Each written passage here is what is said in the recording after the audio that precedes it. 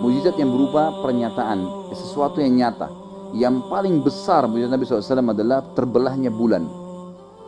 Ini kejadian yang spektakuler sekali, besar sekali. Dan nanti insya Allah Anda bisa kembali ke rumah kalau lagi iseng buka YouTube, gitu kan. Coba ketik foto bulan terbelah, gitu. Nanti akan ada fotonya tuh. Jadi ada terbukti secara ilmiah, bulan itu sekarang ilmuwan kaget menemukan di tengah bulan ada garis lurus keliling bulan itu, dan itu secara ilmiah terbukti pernah retak dan terbelah, gitu. Tapi mereka tidak tahu kapan terjadi. Kita sebagai umat Islam ada, dan itu mukjizat Nabi SAW yang paling besar kata ulama, yang disaksikan dengan mata kepala. Sampai Allah turunkan surah Al-Qamar namanya, surah bulan, surah nomor urutan 54 ayat 1 sampai ayat 3, yang bunyinya begini. A'udzubillahi minasyaitonirrajim. Iqtarabatis sa'atu wa insyaqqal qamar. Sungguh telah dekat hari kiamat itu dan telah terbelah bulan, Wa in yarau ayatan yu'ridu wa yaqulu sihrun mustamir. Dan mereka orang-orang kafir Quraisy Mekah itu pada saat melihat tanda-tanda mukjizat tadi, mereka terus berpaling dan tetap mengatakan ini sihir yang terus-menerus. Wa kadzdzabu wattaba'u ahwahum kullu amrin mustaqir.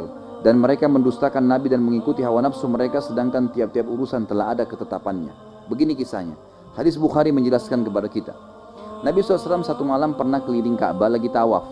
Bulan purnama terang sekali waktu itu. Kalau sebelum kita masuk ke kisah ini, ada kisah sebelumnya Nabi Saleh. Nabi Saleh alaihissalam pernah di padang pasir berdakwah di kaumnya, banyak masuk Islam, banyak beriman gitu kepada beliau. Ada tokoh-tokoh seperti kalau di zaman Nabi SAW tokoh Quraisy ya, orang-orang kafirnya penasaran, tidak mau orang beriman. Lalu dia bilang begini, wahai Saleh, apa kau mau kami semua beriman?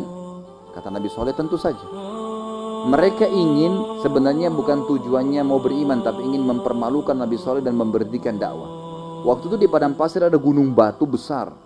Mereka bilang apa? Wahai Saleh, keluarkan dari gunung batu itu unta betina. Jadi bukan minta debu, air, enggak. Unta betina dari gunung batu, bagaimana itu? Enggak mungkin kan, mustahil. Tujuannya memang untuk mempermalukan Nabi Saleh.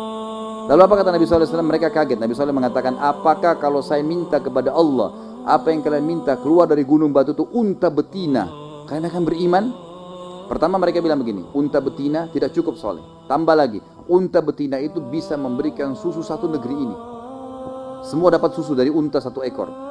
Nabi SAW bilang, apakah kalau saya minta kepada Allah keluar dari unta betina dari gunung batu itu dan memang bisa memberikan susu kalian akan beriman? Mereka spontan bilang, kalau bisa kau lakukan kami beriman. Tidak mungkin, mustahil di mata mereka gitu kan.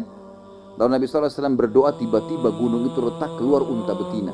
Dan dalam riwayat Bukhari dikatakan unta betina itu subhanallah setiap hari ya kaumnya Nabi SAW ini cuma taruh nampan depan rumahnya, datang untanya tidak pakai diperah, ngisi sendiri susunya. Loh ya, jadi begitu mukjizat. Makanya kan mukjizat Nabi SAW adalah unta kan. Fa'aqarun naqah, lalu mereka membunuh unta itu karena tujuannya bukan mencari mukjizat kan, mereka malah tambah sakit hati karena ternyata buktinya benar gitu. Makin banyak orang beriman. Yang terjadi sama di zaman Nabi SAW. Nabi SAW lagi tawaf malam hari, bulan lagi terang. Banyak orang-orang yang ikut tawaf dari antara kaum muslimin sahabat. Orang-orang Quraisy ini ingin memberhentikan dakwah Nabi SAW dan ingin mempermalukan Nabi. Lalu mereka bilang begini, teriak, wahai Muhammad, apa kau mau kami beriman? Kata Nabi SAW, tentu saja. Orang semua dengar, orang muslim dan orang kafir dengar. Apa kamu lihat bulan itu? Kata Nabi SAW, iya.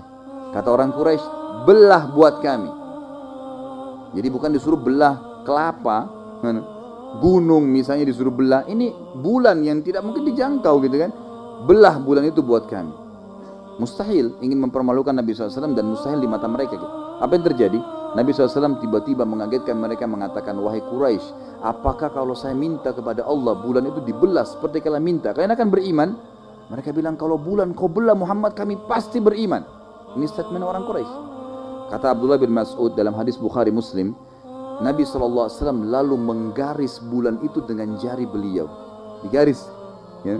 Maka terbelahlah bulan tersebut menjadi dua belah. Beliau mengatakan, kami telah menyaksikan bulan di Mekah terbelah menjadi dua bahagian. Jadi bukan retak ya, terbelah dua. Kelihatan gitu.